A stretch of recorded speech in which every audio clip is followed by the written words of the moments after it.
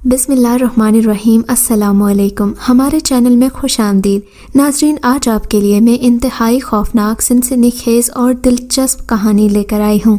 लेकिन कहानी शुरू करने से पहले आपसे गुजारिश है कि अगर आप हमारे चैनल पर नए हैं तो हमारे चैनल को ज़रूर सब्सक्राइब कीजिए ताकि आपको हमारी वीडियोस सबसे पहले मिलें।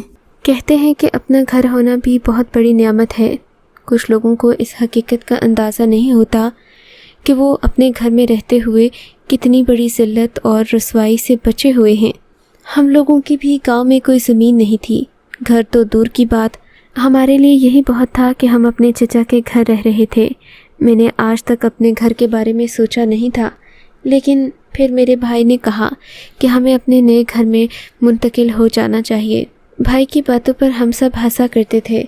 हमारे पास उन दिनों खाने के रुपए नहीं होते थे, तो हम अपना मकान क्यों कर बनाते। मैंने अपने भाई को कहा भी कि ऐसा मुमकिन नहीं है, मगर भाई के सर पर तो जुनून सवार था। दादा ने हमारे नाम ज़मीन के 2-3 मरले का टुकड़ा किया था, जिसे हम सब एक उम्मीद की निगाह से देखते थे। उस पर एक घर तो बन ही सकता था, लेकिन हम सब छोटे छोटे थे। चचा हमारी ज़मीन पर काबिज थे। वो किसी सूरत हमें घर बनाने न देते। यूँ वो बाज़ाहिर मना तो नहीं करते थे, लेकिन जब भी हम अपने घर की बात करते या जिक्र करते तो वो कहते कि तुम लोगों के पास अपने खाने के पैसे नहीं हैं, तुम लोग अपना घर कैसे बनाओगे।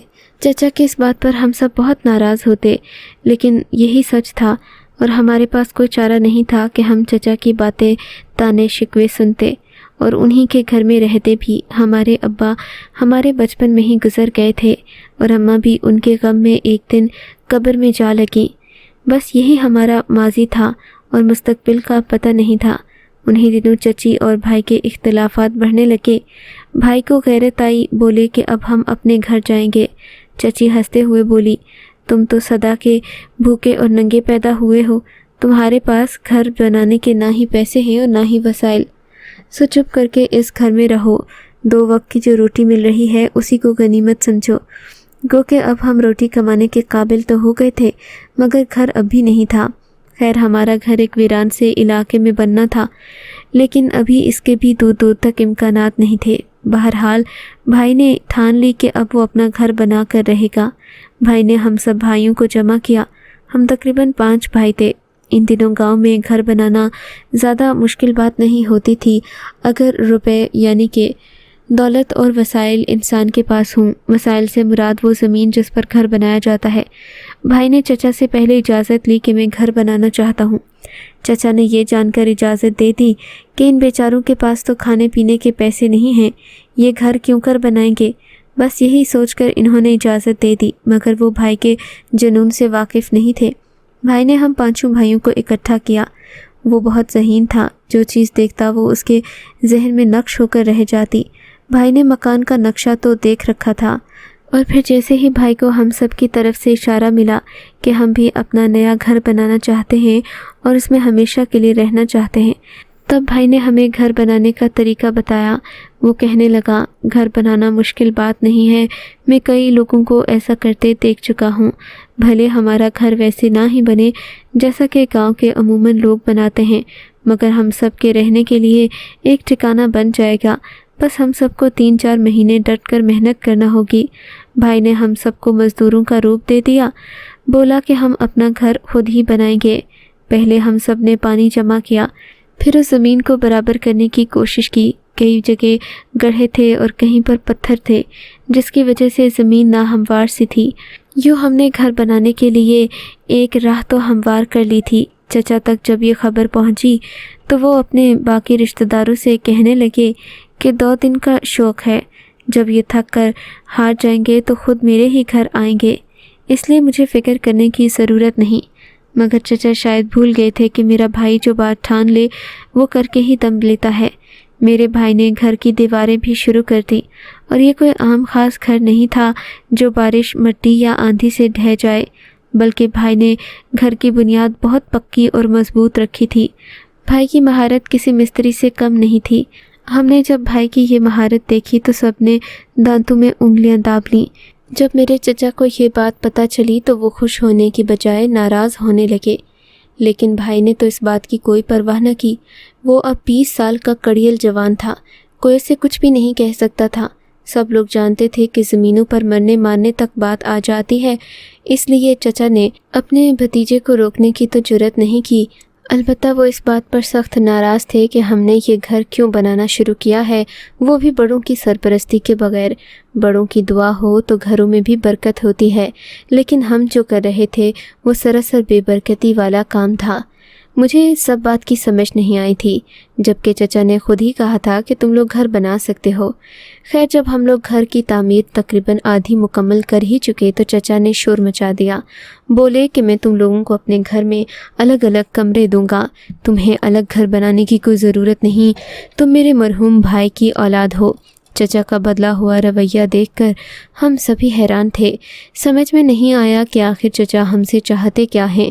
पहले तो उनके तेवर ज़मीन पर नहीं आ रहे थे, अब वो बिल्कुल बदल कर नरम लहजे में बातें कर रहे थे। मेरा भाई रुकने वाला नहीं था, मगर फिर बाकी लोगों के समझाने पर मान गया। यूँ चची के लाख मना करने के बावजूद भी चचा ने हमें 2 कमरे रहने के लिए दे दिए। हम 5 भाई थे, 2 कमरों में आराम से रह सकते थे, जबकि इससे पहले हमारा कोई ख़ास कमरा नहीं था। चची के बच्चों के आगे हम हर वक्त जलील होते रहते थे। खैर, मैंने तो चची के बच्चों को भी कभी उफ तक नहीं कहा था, लेकिन वो बड़ा होने के बावजूद भी हमारी कोई इज़्ज़त नहीं करते थे। अब चचा ने हमें अलग कमरे दे दिए थे। हमारी ज़िंदगी हंसी खुशी बसर होने लगी। इस बात को सालों गुजर के हमने चचा के घर परवरिश पाई, तालीम हासिल की और फिर अपने अपने ठिकानों की तरफ चल दिए। मेरा बड़ा भाई जॉब के सिलसिले में दूसरे शहर चला गया था, जबकि हम छोटों को नौकरी तो नहीं मिली थी, मगर हम भी हॉस्टल और पढ़ाई के सिलसिले में दूसरी तीसरी जगहों पर मुकीम रहते थे। इस सब दौर में हमारे गांव की अहमियत बढ़ गई थी। गांव में तरक्की होने की वजह से ये शहर का रुख इख्तियार कर गया था। हमारा गांव नहीं बल्कि अब शहर लगने लगा था। इसी वजह से गांव की कीमतें भी बढ़ गई थीं। गांव में जायदाद जो कि पहले 2 लाख की हुआ करती थी, अब उसकी कीमत करोड़ों में हो चुकी थी। इस बात से मुतासिर होकर मेरे चचा ने एक रास्ता निकाला कि वो हम सब भाइयों को एक बार फिर अपनी जायदाद से दस्तबरदार होने के लिए ज़ोर देने लगे। उनका ख्याल था कि हम चचा के घर ही पले बढ़े हैं, लिहाजा अब हमें ज़मीन का तकाजा नहीं करना चाहिए, जबकि मेरे बड़े भाई का ख्याल था कि अभी तक हम लोग अपने पैरों पर खड़े नहीं हो सके। अगर अपनी ज़मीन से भी दस्तबरदार हो गए तो कल को हमें शहर में दरबदर होना पड़ेगा। बेहतर है कि हम अपनी ज़मीन पर दोबारा से अपना घर तामीर करना शुरू कर दें। हमने जो खाली दीवारें तामीर कर रखी थीं, अब उन पर घर बनाने का सोच रहे थे। चचा हमारे इरादों से बाखबर थे, मगर हम भाई ये बात तय कर चुके थे कि अपनी ज़मीन से किसी तरह पीछे नहीं हटेंगे। एक ही भाई नौकरी कर रहा था, हम चारों तो पढ़ रहे थे।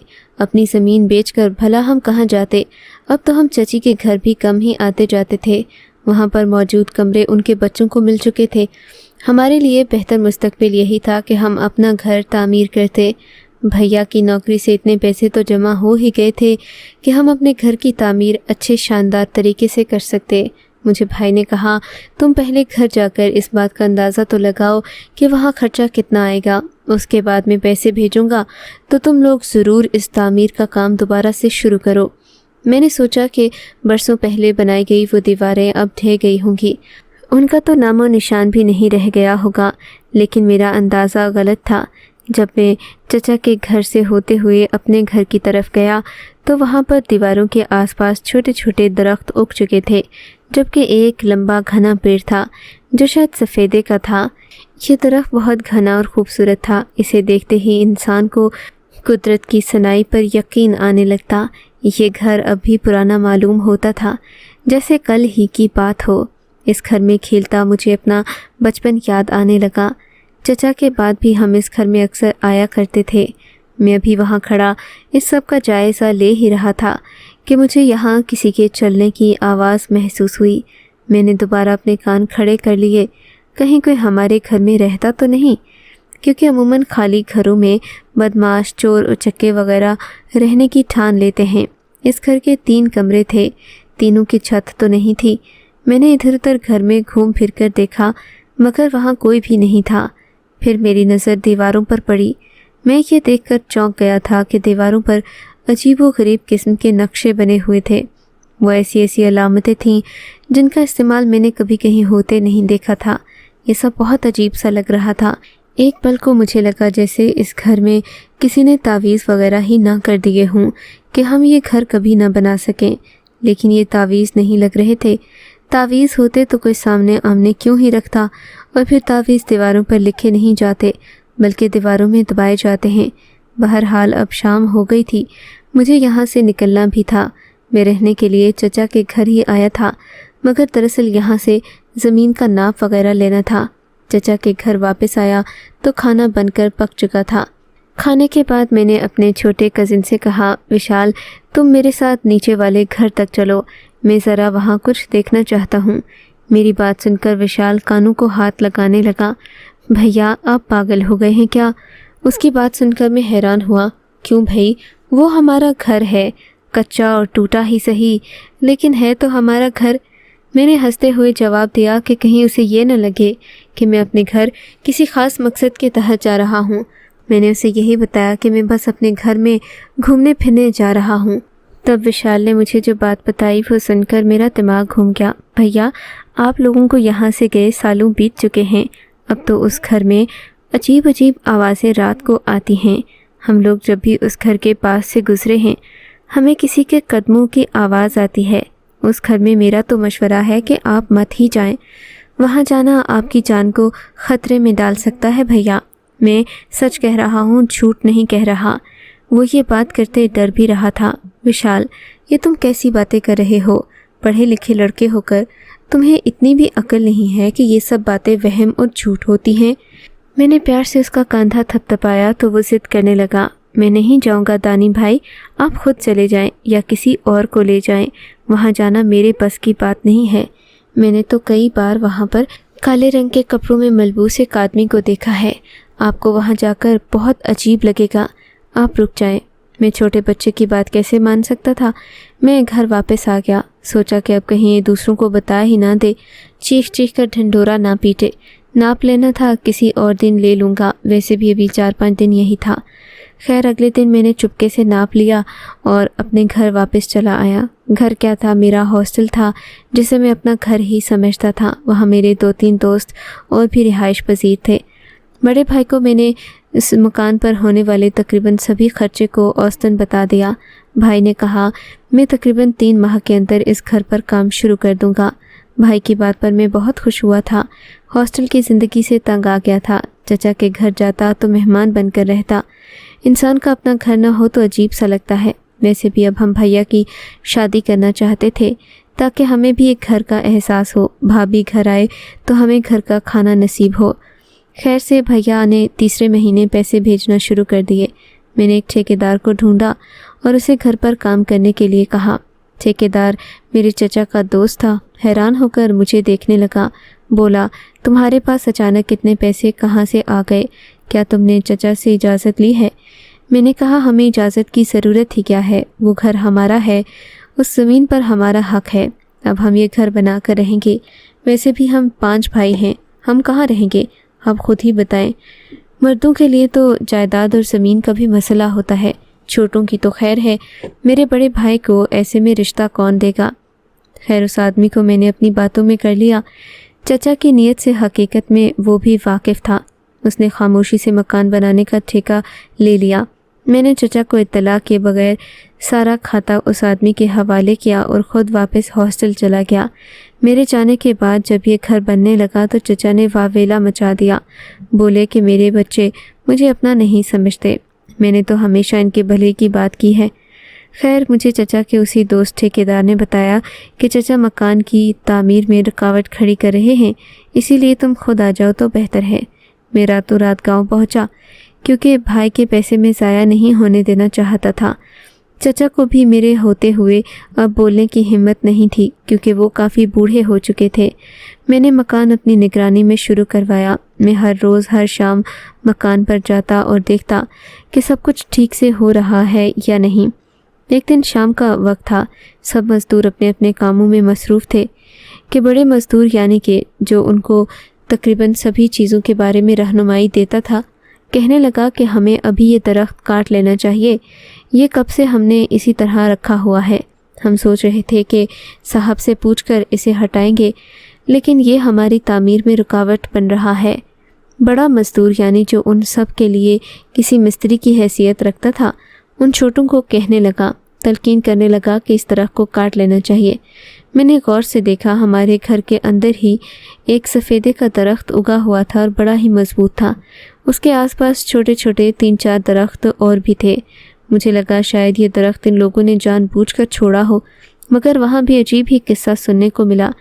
مزدور کہنے لگے کہ وہ جب بھی یہ درخت اکھاڑنے کی کوشش کرتے ہیں انہیں چیخوں کی آواز سنائی دیتی ہے، جبکہ بڑا مستری اس بات پر بضد تھا کہ جب تک اس سفیدے کے درخت کو کاٹا نہیں گیا تب تک اس گھر میں سکون نہیں ہوگا اور نہ ہی ہم یہ گھر تعمیر کر پائیں گے۔ اس کی بات مان کر چھوٹے مزدوروں نے آرا شروع کیا۔ آرے سے جب سے ہی درخت کو کاٹنے لگے تو پتہ چلا کہ واقعی درخت سے تو آوازیں آتی ہیں۔ خیر گواہی کے طور پر مجھے بھی سامنے بٹھا دیا گیا۔ اس بڑے مستری کے ہوتے ہوئے ایسا کبھی ہوا نہیں تھا، سو اسے بھی یقین نہیں تھا، مگر میرے سامنے جب اس درخت کو کاٹا جانے لگا تو درخت سے چیخوں کی بھیانک آوازیں آنے لگیں۔ یہ سن کر ہم سب لوگ ڈر گئے، مگر اس مستری کے سر پر نہ جانے کون سا جنون سوار تھا۔ بولا، کاٹ دو، ایسے معاملات میں انسان کو رکنا نہیں چاہیے۔ ہماری یہ زمین ہے، ہم اس پر گھر بنائیں گے، ہمیں کوئی روک نہیں سکتا۔ ٹھیکیدار کو میں نے بھی منع کرنے کی کوشش تو کی، مگر وہ عمر میں بڑا تھا۔ ویسے بھی مجھے ان باتوں پر خود تو یقین نہیں تھا، مگر یہ سب دیکھ کر مجھے بھی ایک عجیب سا احساس ہوا۔ خیر سب کچھ ختم ہو گیا، یعنی اس درخت کو کاٹ دیا گیا، مگر اگلا منظر ہم سب کو حیران کر دینے والا تھا، کیونکہ زمین پر خون کے چھینٹے بکھرے پڑے تھے۔ ایسا لگتا تھا جیسے کسی انسان یا جانور کو ذبح کیا گیا ہو، ہر طرف خون ہی خون تھا۔ ایسا لگتا تھا کہ یہ خون درختوں سے نکلا ہو۔ میرے تو ہوش اڑ کے دماغ گھومنے لگا۔ میں چپ چاپ وہاں سے چلا آیا۔ اس کے بعد خدا جانے کیا ہوا، میں مکان پر نہیں جاتا تھا۔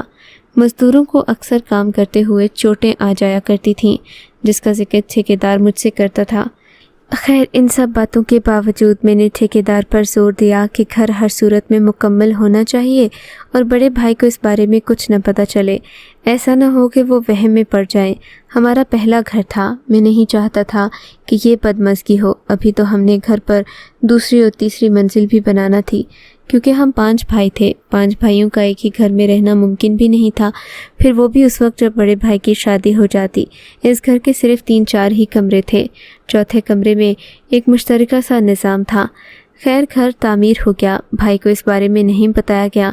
پلسٹر وغیرہ اور پینٹ کے بعد تو ایسا معلوم ہی نہیں ہوتا تھا کہ اس گھر میں کوئی مسئلہ بھی ہوگا۔ یوں ہم لوگ اس گھر میں آباد ہونے کا سوچنے لگے۔ ہر طرح کا مہنگا فرنیچر اس گھر میں لا کر رکھا گیا۔ میرے چچا اس گھر کو دیکھتے تو عجیب سی حسرت بھری نگاہوں سے دیکھتے، ایسا لگتا تھا جیسے وہ اس گھر میں خود رہنا چاہتے ہوں۔ میرا دل تو کسی اندیشے کا شکار تھا، لگتا تھا کہ مجھ سے کوئی بہت بڑی بھول ہو گئی۔ پھر وہی ہوا جس کا ڈر تھا۔ ہمارے اس گھر میں پہلی رات تھی جب میرے چھوٹے بھائی کی چیخ تیسرے کمرے سے سنائی دی۔ یہ وہی کمرہ تھا جہاں ہم نے سفیدے کا درخت کاٹا تھا۔ مجھے ڈر تو لگ رہا تھا، مگر کیا کرتے، ہمیں وہاں جا کر دیکھنا پڑا۔ چھوٹا بھائی بری طرح چیخ رہا تھا، اس کی گردن پر ہلکا ہلکا خون تھا۔ وہ بہت ڈرا ہوا، گھبرایا ہوا لگ رہا تھا۔ جب بھائی نے اس کی یہ حالت دیکھی تو وہ حیران ہو گئے۔ کمرے میں کچھ بھی نہیں تھا۔ چھوٹے بھائی نے بتایا کہ کسی نے اس کے گردن پر تیز دھار آلہ رکھا ہے۔ ہم سب لوگ حیران، پریشان اور غمزدہ تھے۔ مجبوراً بڑے بھائی کو مجھے ساری بات بتانا پڑی۔ بڑے بھائی میری بات سن کر اپنا سر پکڑ کر بیٹھ گئے۔ میرے بھائی اگر ایسی بات تھی تو تم بتا دیتے، اب ہم اس گھر کا کیا کریں گے؟ خدا جانے کہ اس گھر میں ہم رہ بھی پائیں گے یا نہیں، ہمیں یہاں رہنے کا نقصان ہی ہوگا۔ تم دیکھ لو کہ آج موہت کے ساتھ کیا ہوا ہے۔ بڑے بھائی کی ڈانٹ سن کر میں چپ تو ہو گیا، مگر مجھے یہ سمجھ نہ آ رہا تھا کہ ہم کیا کریں۔ پھر بھائی نے ایک عجیب فیصلہ کیا، وہ گھر اونے پونے بیچ کر شہر آ گئے۔ میں بھائی کے اس فیصلے سے آج بھی اختلاف کرتا ہوں۔ شہر میں ہم ایک معمولی سے گھر میں رہتے ہیں، جبکہ ہماری وہ جائیداد 2 کروڑ سے زیادہ کی تھی۔ لیکن حیرت کی بات یہ ہے کہ اس زمین اور جائیداد کو جس نے خریدا وہ یہاں رہ نہیں پایا۔ اسے بھی ایسے لگتا ہے کہ وہ نقصان کر بیٹھا ہے۔ اب چچا ہمیں یہ زمین دوبارہ مانگ رہے ہیں۔ مجھے سمجھ نہیں آتا کہ ان سب باتوں کے باوجود چچا یہ گھر لے کر کیا کریں گے، جبکہ یہاں تو رہنا مسلسل موت کو دعوت دینے کے مترادف ہے۔ اب ہم چچا کو یہ بھی نہیں کہہ سکتے کہ ہاں جن بھوت ہیں، کیونکہ وہ خود جو باتیں سنتے ہیں انہیں وہم سمجھتے ہیں، مگر میں یہ کہتا ہوں کہ اس گھر میں کوئی نہ ہی جائے تو اچھا ہے، کہ جہاں کسی کا خون بہا ہو وہ گھر کبھی آباد نہیں ہو سکتے، پھر وہ خون چاہے کسی انسان کا ہو یا جن کا، اس سے کوئی فرق نہیں پڑتا۔ اگر آپ کو یہ کہانی اچھی لگی ہے تو اس ویڈیو کو لائک کیجیے اور اس طرح کی مزید ویڈیوز دیکھنے کے لیے ہمارے چینل کو سبسکرائب کیجیے۔ اور ہاں، اگر آپ کی کسی دوست، رشتہ دار یا بہن کے ساتھ خدا نہ کرے ایسا کوئی واقعہ پیش آیا ہے تو ہمیں کامنٹ سیکشن میں اس کے بارے میں ضرور بتائیے۔